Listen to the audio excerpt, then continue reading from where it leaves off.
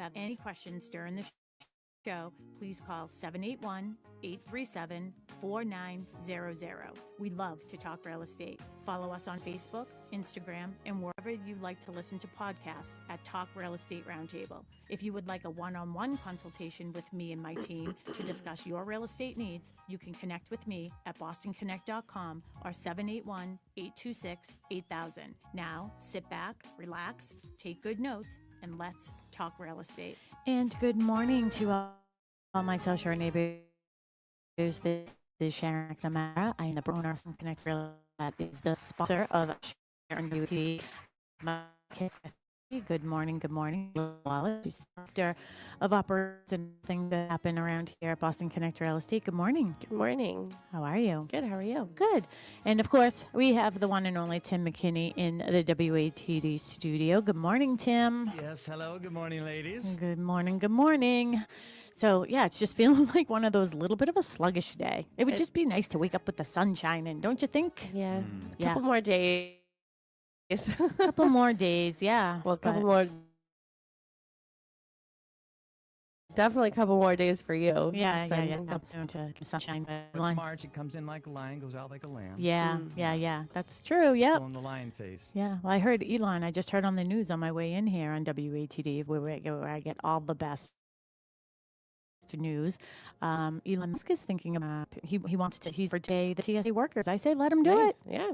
Let him do it. He got the do-re-mi. Let him do it. Yep. Why not? Yeah, people in line for hours and hours just to get to where they want to go, and they just want to seek some sunshine. So, so this is a good. Like I feel ho-hum. All right, I'm just gonna put it out there. It's just the weather for criminy sakes. But today we're talking about the emotional side of real estate and how feelings shape buying decisions and selling decisions. And on my way in here, I know you had told me the topic yesterday, Mel. On my way in here, I was thinking about the emotional aspect of it from a real estate perspective as well for the real estate agent, because we go through a lot of these emotions as well when we're working with our clients, So there's a section here. Oh, there is. Oh, look at that. I didn't even have to look at the agenda. You just know.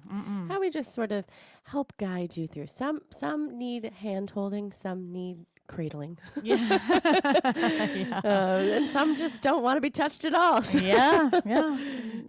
And I'll say for us, like I was going to say, and some deserve to be like sort of pushed off the ledge there, you know what I mean? But like we don't really have. I don't think we're pushing anybody off the ledge. No. But maybe keeping them on.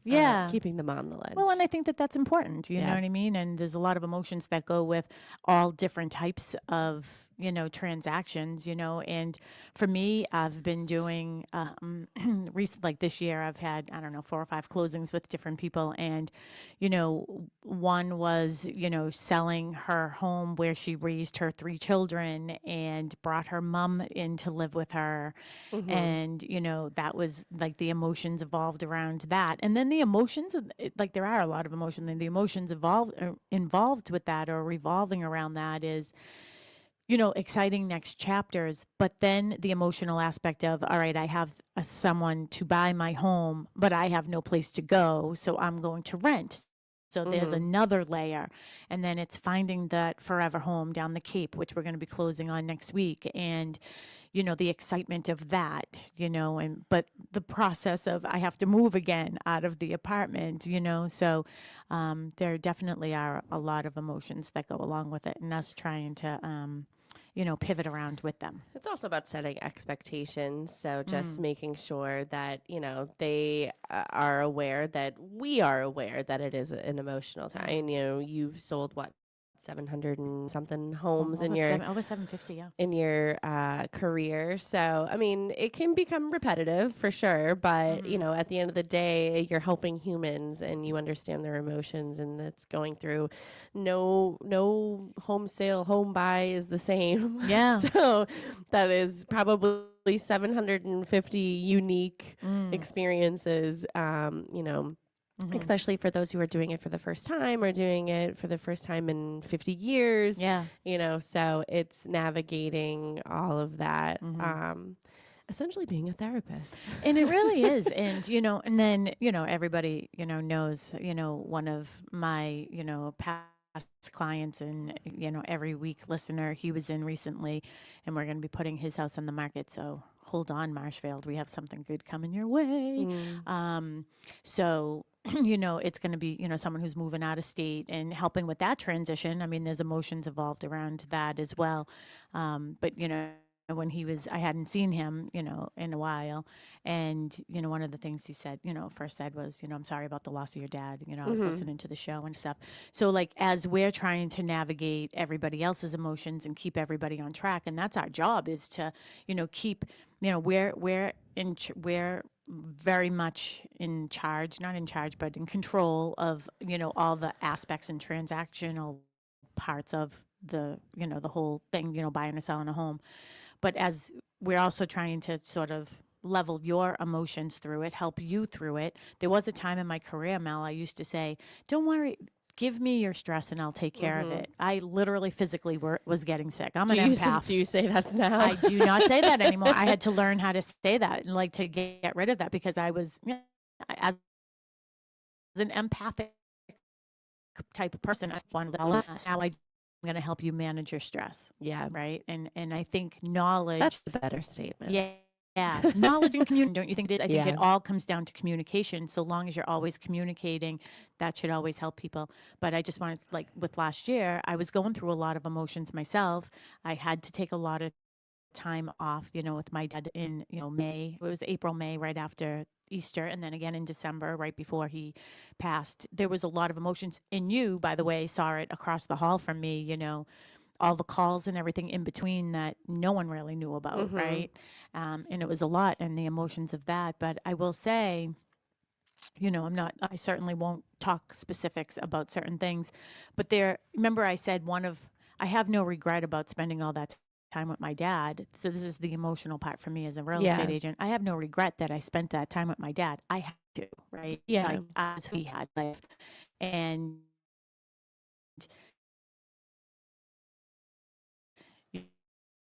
you know, no other, it's really hard to go, like, where the ones that I felt, we hiatuses. That's hard to say. Hiatus. What is it? But I had to do that twice last year. So I did feel as if I let some people down. And then, I'll be honest, it was like sort of shocking to me when I was going through MLS and looking through some stuff yesterday, and somebody that very much had a good relationship with, and Mary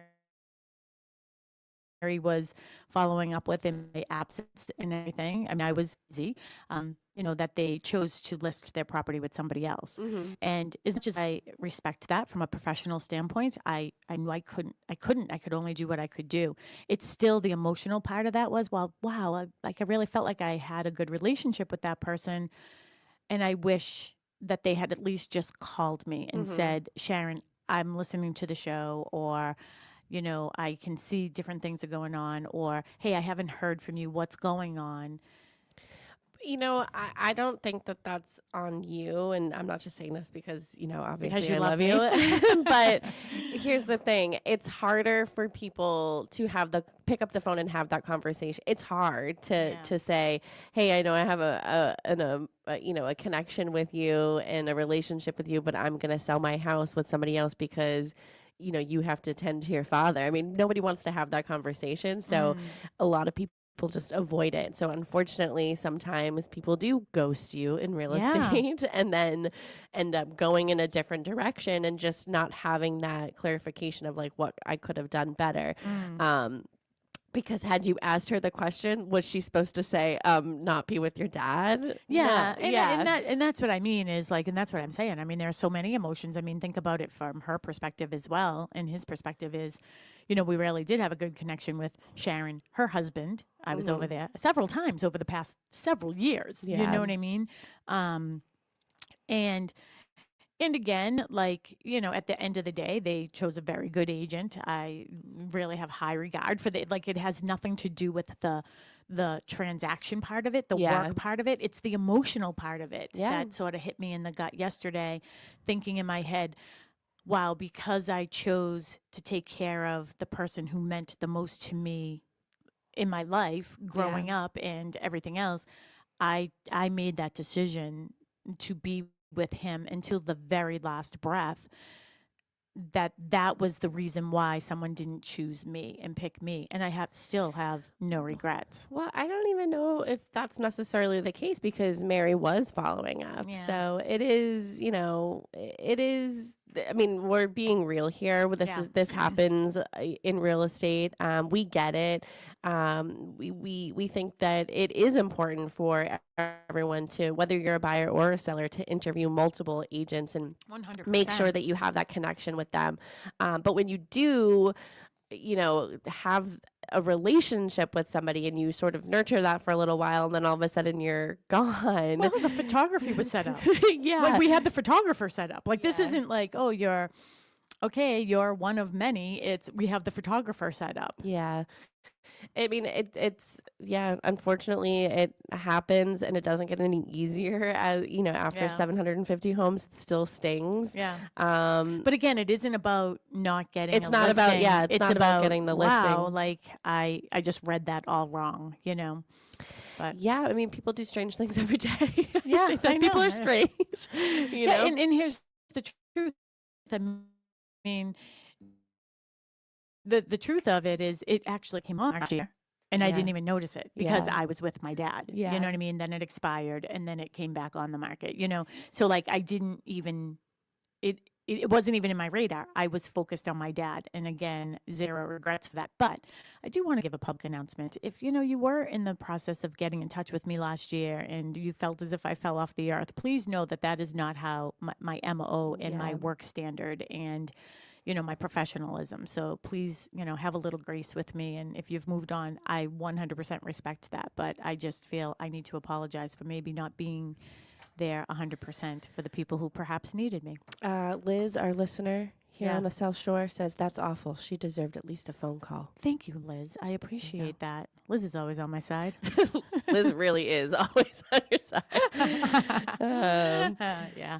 All right. So, so that's just, one of the little things, the emotional waves that go through this. So not only are home buyers and home sellers going through it, we as real estate agents tend to have a little bit of that as well. And, one of the, I think, there's emotions for everybody right now, and home buyers in particular, just because in our area with the lack of inventory, and I think in other areas like our sand states, like Arizona and Florida and some of the other cities or big states, their issue is too much inventory. So the emotions are falling heavily on sellers. Yeah. Or builders. Yeah. I mean, we say that, there's not a ton of emotions in new construction, but I think when you have a huge development and nothing is selling, it probably gets emotional at some point. Oh, yeah. Well, it gets, I think it's nerve-wracking. Yeah.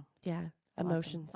Lots of emotions. So when, you do have those larger developments down in those states that have a lot of inventory, it can be tough. But we're here in Massachusetts. And we're talking about emotions, and you're going to hear something, okay? So I just want to say, that is not me cracking a beer, by the way. That is me opening my bubbly seltzer water. Although you do enjoy an occasional ice cold beer in the summertime, which you're not a beer drinker. I'm not a beer drinker, but every so often, there's like once a summer, I'm like, I just want You like the beer. Line and Kugel. Yeah, I like that. I just, that's right. Nice hot coffee for me. So today was more heavily focused on buyers and the emotional part of that. I know that we can do an entire show, probably more than one show, about the emotional aspect of selling your home, probably, whether you've been in there for forever or, you thought it was your forever home or it's your starter home, things like that. But we're going to sort of shift a little bit to, the buyers, and I'll propose this questions. Are buyers choosing homes or homes choosing buyers? So we're going to sort of talk about the emotional side of real estate and, why buyers fall in love with homes, how emotions can cloud judgment, and how to make smart decisions without losing that excitement. That was, I think, part of my home journey. I was nervous that once I was like under agreement and it was, definitely going to go through, I was afraid that I was going to lose the excitement because it was sort of over. But I was ready for it to be over. Yeah. But I was like, oh, I wonder if I'm going to lose the excitement. So I did not look at anything else that came on the market. That was, yeah. Sometimes I still see people that are still out looking at houses, even though they already have the one that they're getting. And I was like, why are you continuing to look? Yeah, I did not want to torture myself like that. Well, it's FOMO, right? I think we talked about that. We have a FOMO section. Oh, really? We do have a FOMO section. Okay, so I'll wait. Jess Page is watching. Hi, Jess Page. Good morning, Jess. She's an agent here at Boston Connect Real Estate. We gave her a little shout out last week about her Just a Clip barbershop in Bridgewater Center. So congratulations to that. I saw that she was bringing on another barber, but she says buyers also fall in love with neighborhoods and will do anything to get into that neighborhood, even if the house doesn't fit them fully. That's a really good point, Jess. Oh my God, we have so many agents watching. Faith Birmingham, full-time agent here at Boston Connect Real Estate as well. Good morning, ladies. Tracy Grady, good morning, ladies. Full-time agent here at Boston Connect Real Estate, the Grady team. Yeah. And one thing with Jess, I just want to say, Just the Clip is in Bridgewater Center, and one of the things I love about Jess and some of the marketing that she's been doing, she is the wife of a veteran, and she is giving discounts to veterans, first responders, seniors, and children. So, and she has 3 adorable little boys herself. They're not little anymore. No, they're not. When Tommy turned 5 a couple weeks ago, I thought I would fall off the couch when I saw that. I was like, he is not 5. We remember when she brought him home to us. I here know. at the office. I know. And he threw up all over the place. Yeah. But anyways, congratulations, Jess. Just the Clip, Bridgewater Center. So I want to talk a little bit about why buyers fall in love with a home. So whether it's a neighborhood or anything like that, but there's a section in here about sensory triggers, and we have done a show. I love my favorite show. We'll do it again this year. Is it funny that my favorite show, sorry to interrupt you, but that's where I am right now, is like one of my favorite shows is all about the senses, and if you think about it, that smell and everything, right? Yeah. And then one of my other favorite shows is Title V. Well, I was going to say about septic systems. How crappy. Sensory triggers. There's a whole, section that we're going to be talking about. So, we do a show about the 5 senses and how that relates to real estate and, walking through a home and, first impressions matter. And first impression is within seconds of walking in the door. And we have also talked about the first impression starts online. Kristen Howlett, who's a full-time agent here at Boston Connect Real Estate, her and I did a show a couple weeks ago about how your first impression is online. And so doing professional photography and everything like that, floor plans, really does matter. So walking into the home is your first impression in real life, in reality. So it's the smell, it's lighting. Is there natural sunlight? Does that matter to you? The layout, the flow of the home. Can buyers imagine their life in that space? And you talk about that a lot when we talk about staging and, we're selling floors, we're not selling rugs. So pull up that, carpet in the center of the room that's, sort of drawing your eye there, things like that. So can they see themselves hosting holidays, raising a family if that's what they choose to, or having lots of dogs? Yeah. Any lifestyle upgrades, things like that, that have to do with your sensory triggers when you walk through the door. And it's one of the things I say to my buyer clients as well, and with the people that just bought down in Pine Hills. Yeah. And we've been working with them for a year and a half. I met them at one of my open houses and several years ago, not several, it was like a year and a half ago, I guess. And I said to them, like, they wanted everyone to fit. Every single house that came up on the market, they'd be like, all right, we're going to go to this open house this weekend. Can we go see this property this week? Blah, blah, blah, blah, blah. And we'd go. And I felt as if she was getting sort of deflated by the process because I felt like she wanted to love everyone that she went to, but it just wasn't there. And I remember, and she brought this up to me recently. She goes, I'll never forget. You said, don't worry. You will know as soon as you walk in when it is the one, right? And that's how she feels about her place now. They had us, me and Mark went over for dinner. I had to meet her to notarize some papers for the property that we're selling in West Bridgewater, and they had us over for dinner. So we had a great dinner and hung out, but had the whole place painted and it's all clean and it's all her stuff. And she's like, it's just perfect. It's like finding the right partner. Like you just know when you know. Yeah. Someone recently asked me, how did I know that Ethan was the one?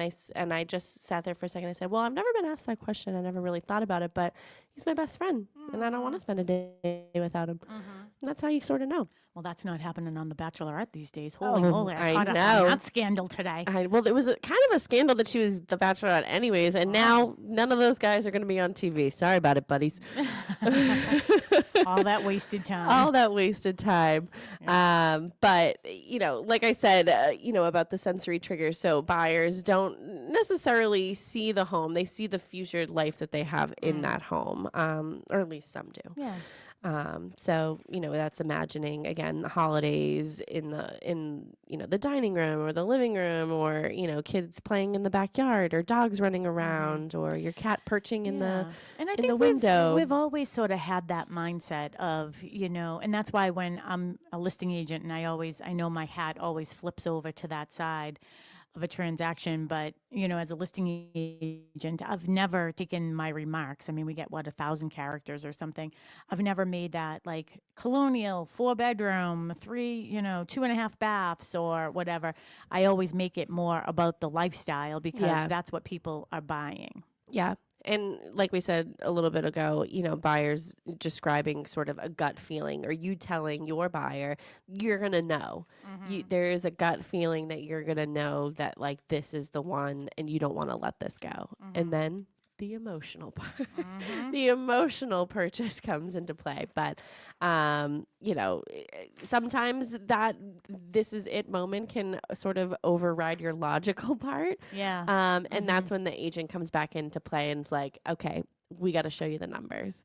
And that is true. And that's why, we talked about this a couple of weeks ago. Was it last week? We just talked about artificial intelligence, and I talked a little bit about like how I feel as if the sale price of houses right now is artificially inflated, and it's artificially inflated because we have low inventory. When there's low inventory in this buyer pool that we have, which is big, they're all going after the same houses because there aren't many houses to choose from. So everybody's outbidding everybody. That's artificially inflating it. It's emotional value that's driving up that price, not the market value.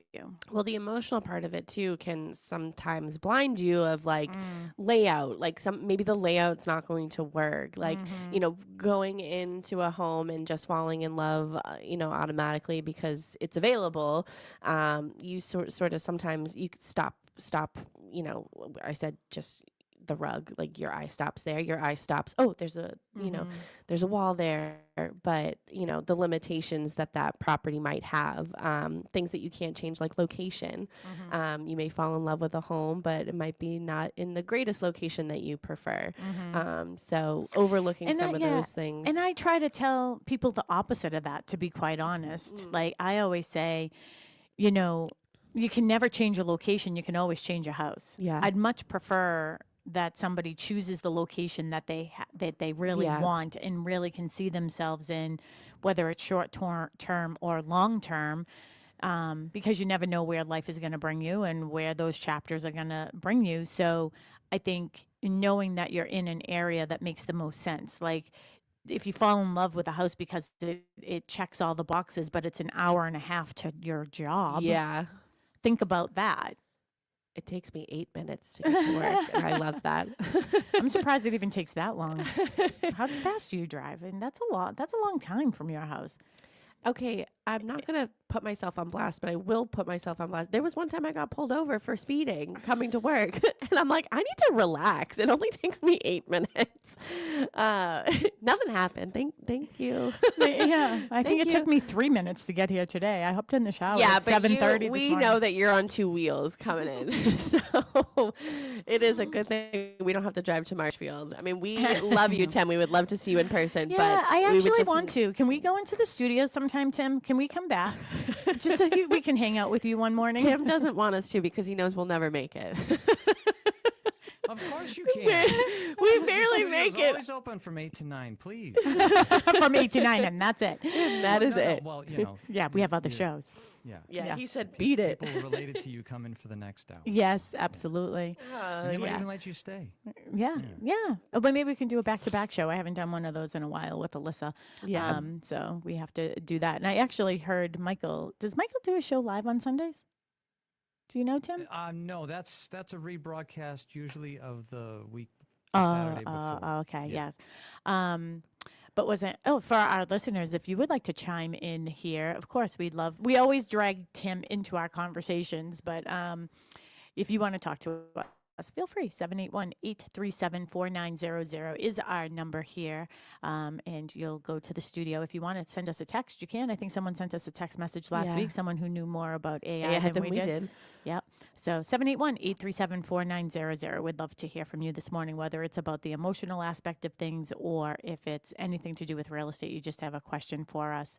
But I'd love to hear from people like, if you recently sold or you recently bought, like what was the emotional trigger for you that you didn't anticipate? And just so you know, like, I think the emotions that go along with this, like I said, it's communication. Like we continue to communicate before they do. The hard part about communication sometimes is if our clients are thinking about something before we're actually at that milestone in the process, then that's when they sort of get stressed. But I had a thought about that and I just lost it. Just like that. We'll come back to it. Yeah. But Melissa Clemens, who is also a full-time realtor here at Boston Connect Real Estate, is watching. Hello. Good morning, And Melissa. Congratulations to Melissa. She recently had her first sale here at Boston Connect Real Estate. Yes. Congratulations. And I believe she has a new listing coming on as well, working with some buyers. So Yeah, she's doing the thing. Yeah, new listing coming on in Hingham for Melissa, so that's going to be good. Yeah. We have a lot of new stuff coming on the market, so. We have a lot going on. A couple in Marshfield, actually. I'm going to be going somewhere today to do some stuff. Very nice. Yeah, so. Very nice. Okay, let's get into the emotional versus logical decision making. So I'm going to ask you some emotional decisions. What does that look like in real estate? Some of these emotional decisions that, might not be the best. Yeah. Okay. So I love this house. I like this house. Let's go back to you even saying that. Like, I like this house. This house is good enough. But I really love the fact that my mother lives 2 houses down. I'm having a baby, and my mother is going to be watching that baby when I have the baby. So is it really, I have to have this house because it checks all the boxes? Or is it emotional because, oh my gosh, this is going to be so much better for me? So emotionally, you're attached to not so much the house, but the situation, just like you were saying, right? It's all the emotions around, maybe the neighborhood or things like that. So we do see a lot of that. We see a lot of people moving now, I'd say like more my generation, because our kids are, they're starting to have their own children and stuff. So that's always, I want to be closer to my grandkids. I want to be closer to my grandkids. So we see a lot of that happening, and that's the emotional aspect of it. Yeah. I think the biggest emotional aspect on it, we talk about emotional value. So offering, maybe over asking without reviewing comps. Something that's really big, with putting in an offer on a home is making sure that the value is there. And, you do a great job with your buyer clients of, letting them see and understand what the market value is, but we can't gauge the emotional value. That is something that comes with the buyer, and they have to be able to afford to put in an emotional offer, but it does happen. And that is, it really is an important part of this whole process for me, because, and what I say to people is, my job is to help you as a listing agent get the most amount of money with the best terms and condition. Like when people send love letters, I'll let you know that there's a love letter. It's up to you if you want to read it or not, right? There's some fair housing, considerations that go into play with that. But I also think from the buyer perspective as well, with the emotional value is the logic part of it is for me to say, okay, when people will say to me, well, do you think I'm overpaying? Like if I go over asking, am I over? I don't want to overpay. No one wants to overpay for anything. I don't want to overpay for a pair of shoes. You know what I mean? Yeah. Never mind a house where it could have long-term effects if anything ever switched in the market. But I think that, it's my job to make sure that you're not, I'll tell you where that range is based on other homes that are similar in style, condition, and neighborhood. I'll let you know this is where I think the value of this house is. It's with, between 500 and 525. That's where I think that this is the value of the house.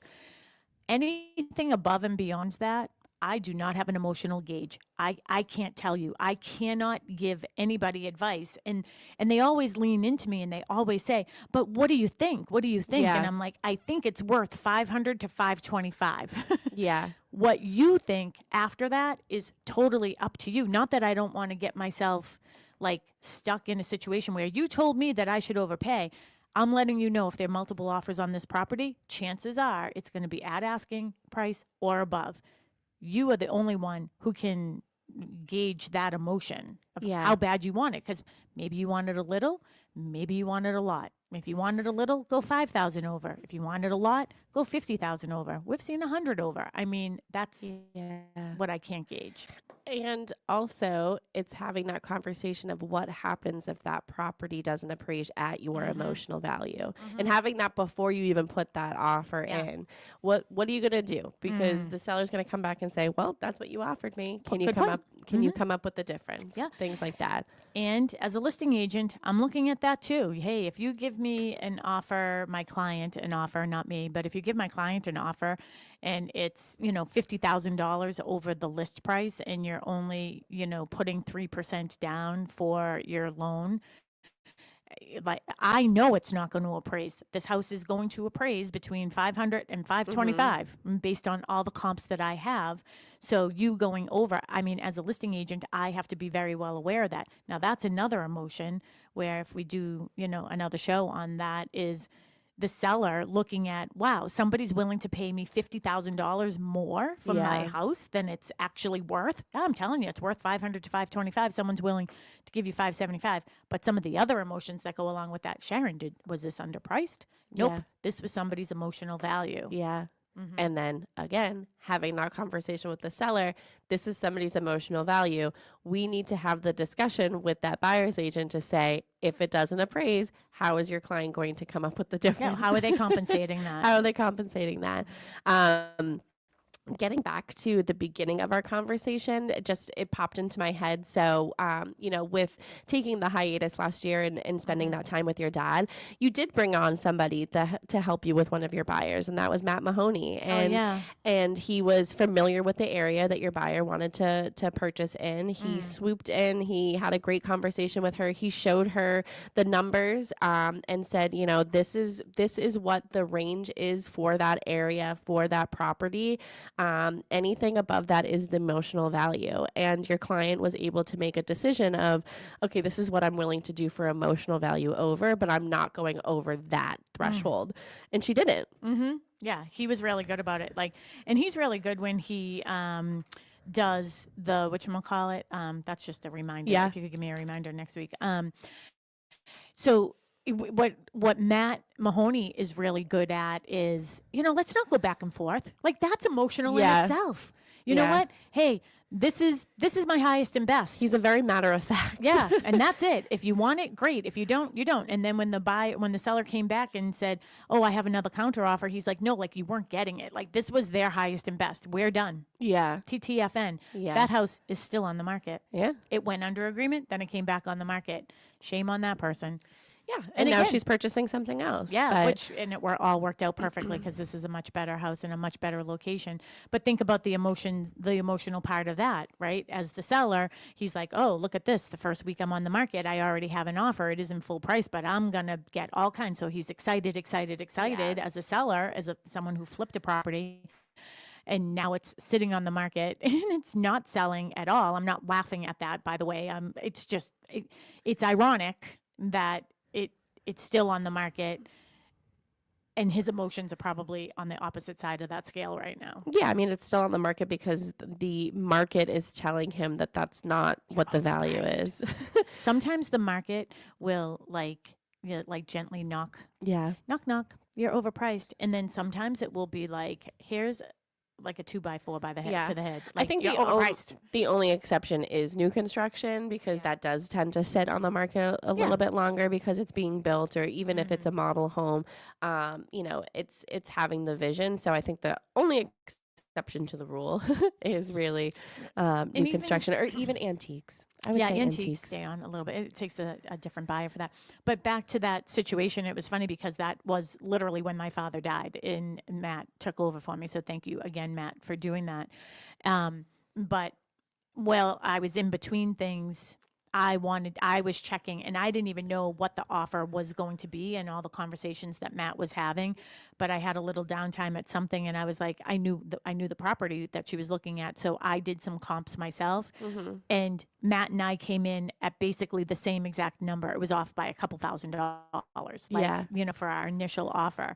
So numbers don't lie. Yeah. That's one of the things that I really love about that aspect of our job. It's the emotional aspect of it afterwards that, we can't gauge. So any more sort of emotional decision making before we get into the logical part that you want to talk about?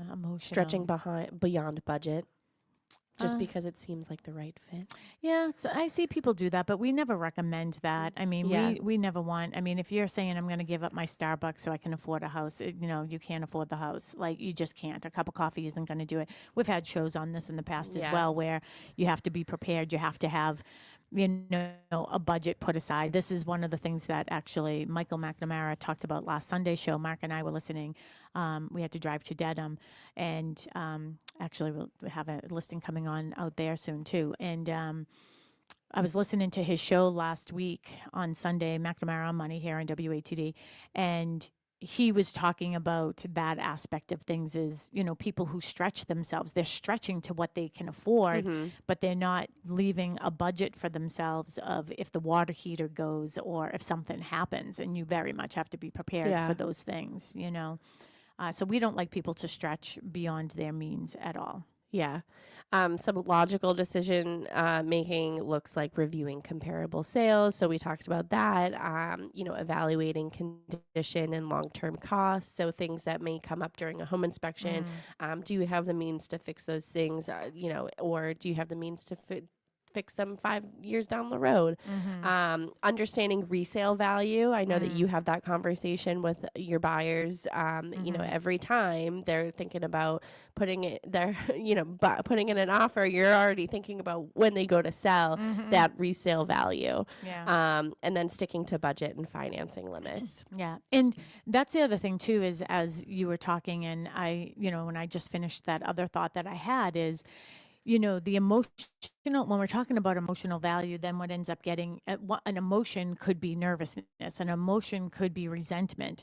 And you never want to be in a house that you stretched yourself for and have that, the emotion of, oh my gosh, I overstretched, I shouldn't have done this. And then you have resentment towards the house, and then it causes problems, in marital situations where why did we overextend ourselves so much? And, maybe it was one of the spouses, that, was like, no, I definitely want to go, and I definitely want to do this, or I want to, you know what I mean? Yeah. We can do it.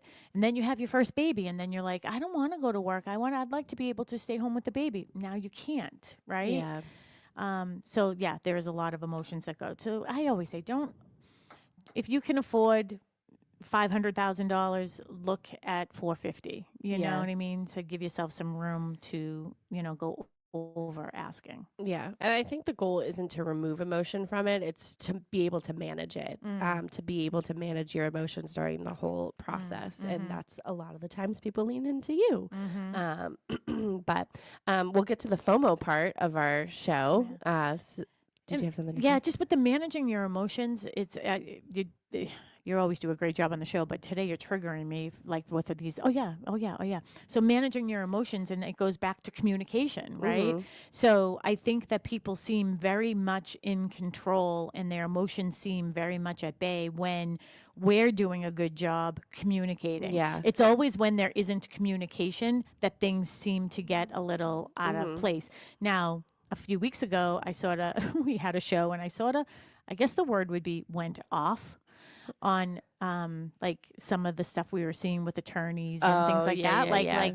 So like for us, like, and I'm seeing that even more and more now. Like our job and our role is, okay, this is our lane.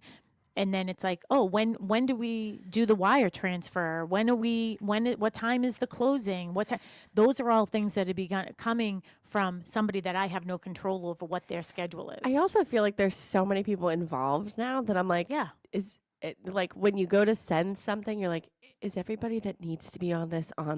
Yeah. Are we sending this to the right person? I feel like, okay, there's, an attorney and a paralegal and a this and a that. And I'm just like, is everybody here? Is everybody accounted for? Yeah. Do we have enough life jackets? Do we have enough life jackets in the boat? It's interesting too, because we're doing a transaction right now where the listing agent on it and the loan officer, which we've done a transaction with before. And I am going to invite him to come on to the show with us. Yeah. He does such a great job with communication. His whole staff does. Yeah. And every Friday I get a call or a text message from him. And he texted me yesterday and said, hey, Sharon, I just wanted to follow up. I just wanted to let you know that everything is on track for the commitment letter that is due to be issued on the 23rd, blah, blah, blah, blah, blah. Last week he left me a voice message. And I sent him a text last night after I had seen it. Mark and I went out, and when we came home, it was probably like 8:30ish, I guess. And I sent him a text, and I was like, I just want to let you know, you are really good at your job. Yeah. And again, I mean, he doesn't need any type of accolade from me, certainly, you know what I mean? Whatever. But I wanted him to know that I see it and I appreciate it. And what is the basis of why I feel that way? Because he's communicating with me. Yeah. You guys are chatting. Yeah, it's important because like it didn't wake me up at 2:00 in the morning. Yeah. To say, oh my gosh, when's the commitment letter due on that property? It property? saved you the heartburn. Yeah, exactly. Bye-bye, Prilosec or whatever. Is that what it's called? Yeah. For heartburn? So. Yeah. So fear of missing out. So the pressure of today's market. So fear of missing out in real estate. So competitive markets create urgency. It's that feeling that you get that you have to, put in an offer. You have to do all these things before you do your due diligence, which is not necessarily true. Mm-hmm. Multiple offer situations increase pressure. Do you feel that that's true? Mm-hmm. Yeah. Buyers feel that they must act fast or lose out. Again, communication. So buyer's agent should call that listing agent and say, hey, I just want to make sure that your offer deadline is true for Monday. Even, it could be Friday. Mm-hmm. So if you put in an offer, make it good through that, timeline, or does the seller reserve the right to accept an offer beforehand? Mm-hmm. So being able to have that communication with that listing agent. So your client isn't, mm-hmm. having heart palpitations. Mm-hmm. Yeah, and I do think that this time of year, especially, I feel like there's a lot of that FOMO with people. So when there are multiple offer situations, that can go one of two ways, and we've seen it both ways, that, if there's multiple offers, people are like, well, you went through it, like you got depressed. You're like, I don't have a chance, you know what I mean? So that was one emotion. One is the adrenaline rush of like, I got to be the winner, you know what I mean? And then I think the other emotion is, I'm out. I am not going to be part of this, this rodeo. I just don't want to have a pony in the race. I just don't want to. So, trying to stir that energy of getting multiple offers sometimes can backfire on sellers. So sometimes, bird in the hand is better than several in the bush. I don't even get that. Bird in the hand. I don't know. I don't think a bird in the hand sounds good to me at all. No. Do you even like birds? No, not really. All right. Well, that's why it doesn't sound good to you. Yeah. I mean, I don't hate birds, but like I don't want to hold them. Yeah.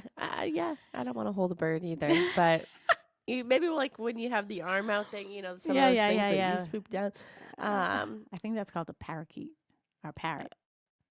A toucan? Toucan, maybe. Toucan Sam? Fruit Loops, maybe. Yeah, that's Toucan Sam. News. Yeah. Sorry.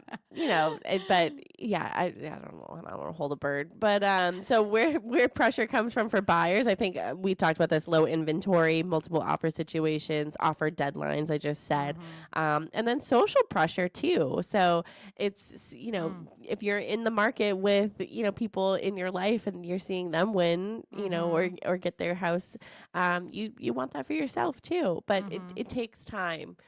Relax. It's okay. There's always another one.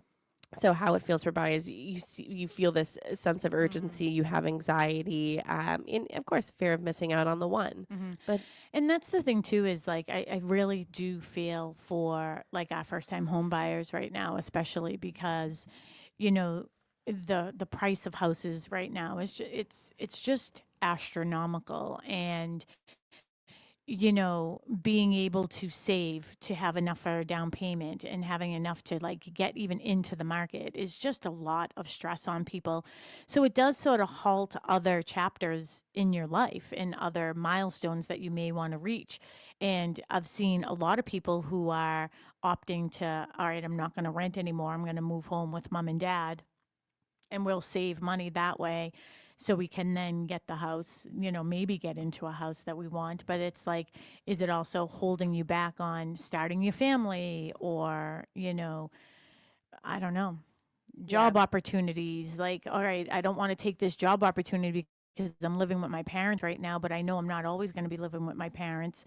So I want to make sure that I'm buying a house that's, you know what I mean? So yeah. I think some of the pressure from FOMO is offering well over asking. So that's the emotional value, waiving certain contingencies, and making decisions too quickly. So buyer's remorse. You don't want buyer's remorse, which we have a section next. And I know that we're running out of time because we do want to talk about a couple things that are coming on the market soon. But, I think an important reality check is knowing that there will always be another home. When it comes to sellers, that's your baby and you love it. But in reality, there's one just like it somewhere else. So not every home is the one. So don't feel like you have to make rush decisions because those often lead to regret. I would rather work with somebody for 2 years than have them make a decision that they're not happy with in a year. I don't want to sell your house in a year. I just don't. I mean, I will if you need me to, but I just don't want you to ever be in that predicament. It's only going to cost you money in the end, and that isn't what this is all about. Yeah. Do you want to continue with this, or do you want to give a little sneak peek of some things that are coming on the market in the next couple months? Yeah. So I guess we'll just wrap this up, and then we can talk about that. Just the emotional impact that buying and selling a home. We understand that it is extremely filled with emotions, whether it's excitement or stress or anything. That's what we're here for. You can see this morning on our show, we had several of our full-time real estate agents here. They're chiming in and, we're hearing a great topic, from Melissa Clemens said that, we're here. These are discussions that we're having in our office every day when we're all hanging out and we're all talking and we're talking about, how can we be better agents for our clients and for our family and friends and everything. So just know that if you do choose a real estate agent here at Boston Connect Real Estate, whether it's me or one of the other full-time agents that are here, I know next week you're going to be here with Tracy Grady. And then the following week you'll be here with Kristen. I'm going to be taking a couple weeks off from the show.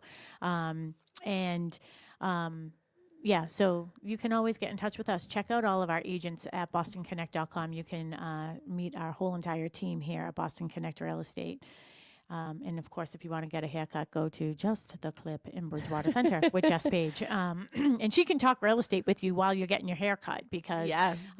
even though like she's on a new venture and chapter in her life, Yeah. she knows a lot about real estate. So, and then, yeah, coming up, I know I've been doing a lot of CMAs. We've been seeing comparative market analysis, pricing proposals for people. Some of them are in positions where I have to find some place before I can get to where I'm going. I'm going to need some help next week writing a letter to a certain neighborhood in town to see if anybody is going to be selling over there. So if anybody from Center Commons is listening right now and you're thinking about selling, please give me a call because I have a client that would love to live in that area in your neighborhood.